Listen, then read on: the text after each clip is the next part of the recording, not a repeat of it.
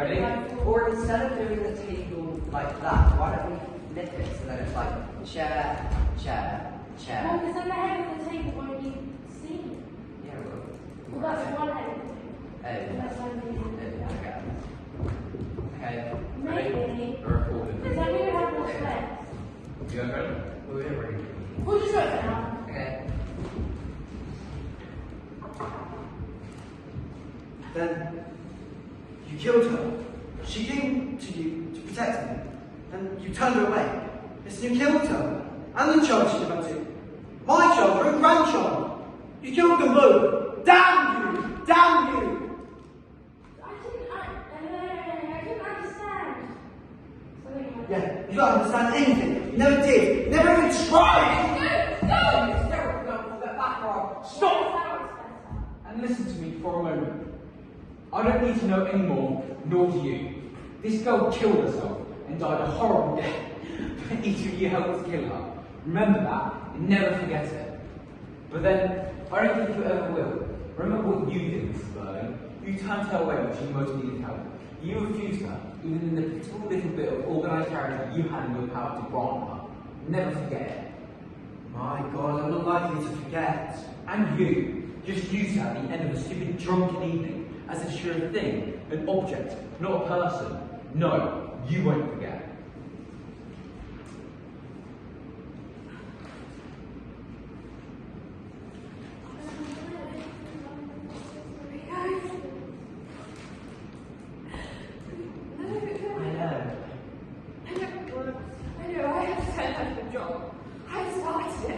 You helped, but you didn't start it. You started it.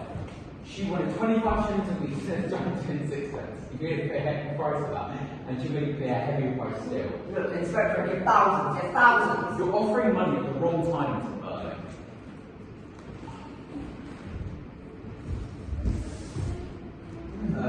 No, I don't think any of you forget, nor that young man Croft, though we did have some affection towards her and made her happy for a time. Well, Eva Smith is gone. You can't do her any more harm. You can't do her any good either. You can't even say, I'm sorry, Eva Smith. That's the worst of it. But just remember this. One Eva Smith is gone, but there are millions and millions and millions of Eva Smiths and John Smiths still left with us, with their hopes, their lives and fears. Their suffering and chance of happiness, all intertwined with our own. We don't live alone. We are members of one body. We are responsible for each other. And I tell you, the time will soon come when if men will not learn that lesson, then they will be taught in blood and fire and anguish. Good night. You're the one that made this. Oh, bet I am. You're the one that made for this. Oh, bet I am. And you don't even realise yet all you've done. Most of this is bound to come out, and there'll be a public scandal. I don't care now. You don't care about anything, but I do. I was searching for a knight in the next honours list. Oh, for God's sake, why does it matter now whether they give you a 9 good or not? It doesn't matter to you. Apparently nothing matters to you. But it may interest you to know that until every penny you sold is repaid, you'll work for nothing. And there'll be no more of this drinking around the town and picking up women at the palace bar. I should think not. Eric, I'm absolutely ashamed of you. Well, I don't blame you, but don't forget, I'm ashamed of you two. Yes, both of you. Drop that. There's every excuse for what your mother and I did. It just turned out unfortunately, that's all. That's all! Well, what have you to say? I don't know where to begin. Then don't. Nobody wants you to. I'm being badly too, I know. I'm ashamed of it. But now you're beginning all over again and pretend nothing much has happened. Nothing much has happened. Haven't I already told you there'll be a public scandal? Unless we're lucky. Who here will suffer from that more than I will? That's not what I'm talking about. I don't care about that. The point is, you don't seem to have learned anything. Don't I? You're quite wrong there. I've learned plenty tonight, and you don't want me to tell you what I've learned. When I look back on how I was feeling when the five of us sat down to dinner at that table. Yes, do you remember what you said to me and Gerald after dinner? When you were feeling so pleased with yourself. You told us that a man has to make his own way, look after himself, and mind his own business. And that we weren't to take any notice of these cranks that told us otherwise. As if we were all mixed up together. Do you remember? Yes, and one of those cranks walked in. The inspector. didn't notice you told him that it's every man for himself. Is that when the inspector came in? Just after what father had said? Yes, what of it? Now what's the matter, Sheila? It's queer. Very queer. I know what you're going to say because I've been wondering myself. It doesn't matter much now, but was he really a police inspector? Well, if he wasn't, it matters to Dylan a lot more. Makes all the difference. No, it doesn't. Yes, don't talk rubbish, of course it does. Well, it doesn't to me, and it wouldn't to you either. Don't be childish, Sheila. I'm not being! If you want to know, if you two were being childish, trying to face the fact. I won't let that sort of talk any more of that in me. I keep missing. That would be terrible for my mom to. We're going now in a minute or two. But you see, all that's come out of tonight is true, and it doesn't matter much now who made us confess. It was true, wasn't it? You turned the girl out of the job. I had to turn out for another. She was supposed to be too busy to see. And Eric got really upset. Mother hardened her heart, gave the final push that finished her. That's what's important. Not whether a man is a police inspector or not. He was our police inspector, all right. That's what I mean, Eric. If it was any comfort to you, it wasn't to me either. And it wasn't to me. I had an idea. I had it all along, baby. There was something curious about him. You never seen me. You never seen me before the police inspector. You're right. I felt it too, didn't you? Yes, well, I must say, his manner was quite extraordinary. Then- So rude and assertive. But look at the way he talked to me. Telling me to shut up and so on. He must have known I was an ex-Lord Mayor and a magistrate. I mean, besides, the way he talked to you, remember, I've had dealings with dozens of them. They don't talk like that. Alright, but it's making me a real difference. Of course, sister. No, she was right. It doesn't. That's comic, that is, coming from you. You're the one it makes the most difference to. You confessed to theft, and now he knows all about it and he can bring it out to the inquest and, if possible, if necessary, carry it to court.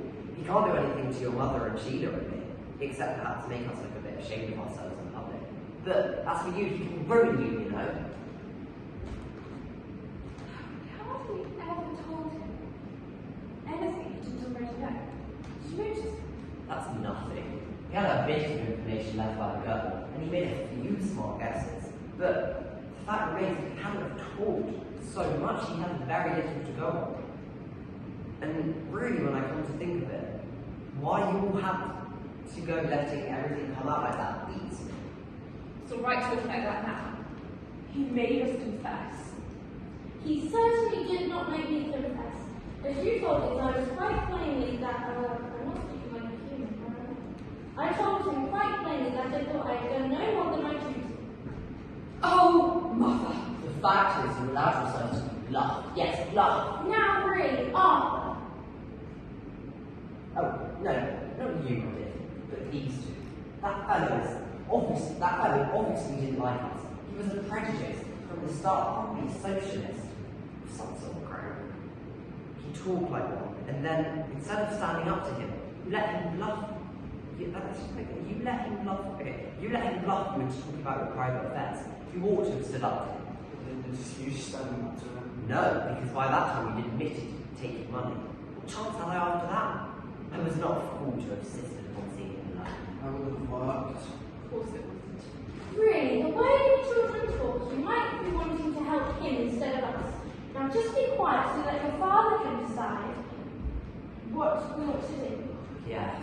Well, we'll have to do something and get to our quickly. Now, who's this? Had I got to go? No, Edna will go. I asked her to wait up and make us some tea. Oh, it might be Gerald coming back. Yes, of course. I've got to talk. It's Mr. Croft. I hope you don't mind my doing that. No, of course not, Gerald. I had a special reason for coming. When did that expect to go? Only a few minutes ago. He just sort of throw it. Sheila! Well, you might as well know. Now, we can bother him with all that stuff. Alright. We're all in it, up to the neck. Got worse after you left. How did he behave? He was frightening. If you ask me, he behaved very peculiar and suspicious. The rude way he spoke to Mr. Berlin and me, it was quite extraordinary.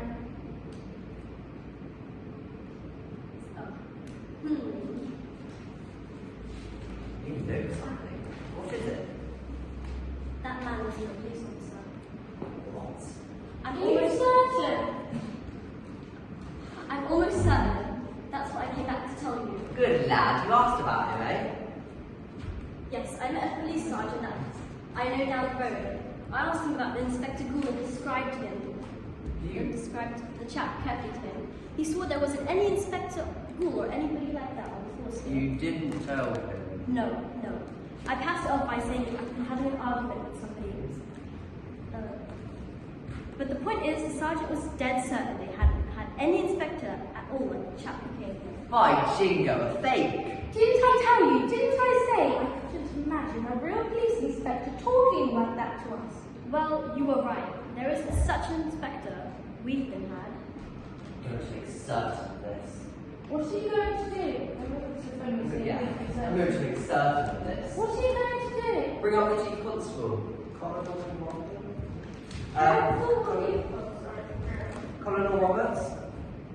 That's okay. Careful what you say, dear. Of course. Probably 8752. I wasn't going to do this anyhow. I had my suspicions all along. Colonel Roberts, please. Mr. Arthur Burlingame. Oh, Roberts. Oh. Yeah, Burlingame. Sorry to ring you up so late, but can you tell me that Inspector Gould has short of staff lately? Gould, Goole. A new man. Tall, clean shaven. Oh, I see. No, just a little argument, that's all. Hey, good night. Good night. There's no Inspector Gould on the police. That man definitely wasn't a police inspector at all. As Gerald said, we've been had.